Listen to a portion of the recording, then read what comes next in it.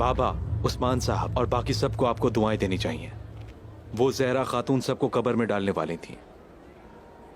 माजी में जब उसने तुम्हें कबीले से निकालने का मंसूबा बनाया था तो उस वक्त मैं उसकी गर्दन न तोड़ सकी, लेकिन हर चीज का एक वक्त होता है। सब्र करना तल्ख है मगर इसका फल मीठा होता है, ये मत भूलना। आपने दुरुस्त कहा अम्मी जान। आप पर जो गुजरी मेरी आंखें उसकी गवाह हैं। आप मेरे लिए और बाबा के लिए परेशान थी, लेकिन जैसा कि आपने कहा हर चीज का एक वक्त होता है। वक्त आ गया है, लेकिन मैं अकेली नहीं हूं, तुम मेरी मदद करोगे। आप जो भी हुक्म करें अम्मी जान।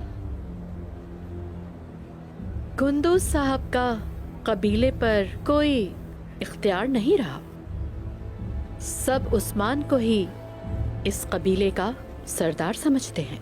उसके बाबा के मरने के बाद सरदारी उसका हक होगी।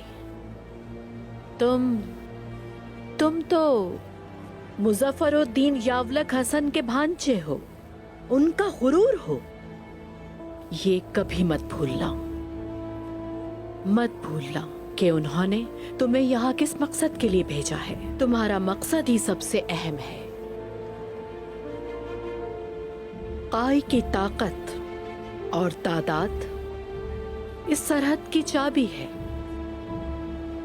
जिसके हाथ में ये चाबी होगी वही इस इलाके का हाकिम होगा। और उस्मान साहब, उनका क्या होगा? उस्मान हमारा मसला नहीं है, उसके साथ तो गेहा तो निमट लेगा। मसला यह है कि उस्मान के बाद क्या होगा। काई तुम्हारे और तुम्हारे बाबा के मातहत हो, साबित कदम हो और तरक्की करें। तुम्हारे मामू यही चाहते हैं, समझ गए? समझ गया अम्मी जान, समझ गया।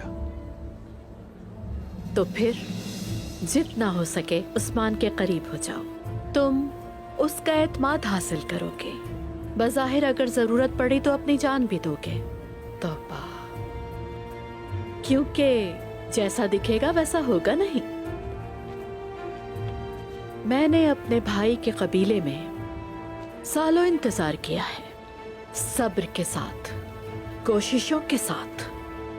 मैंने अपना सब कुछ लुटाकर इंतजार किया। अब वो दिन आ चुका है। मैं इतने सालों के दर्द का इंतकाम लिए बगैर और इन इलाकों का इख्तियार लिए बगैर पीछे नहीं हटूंगी। देखना तुम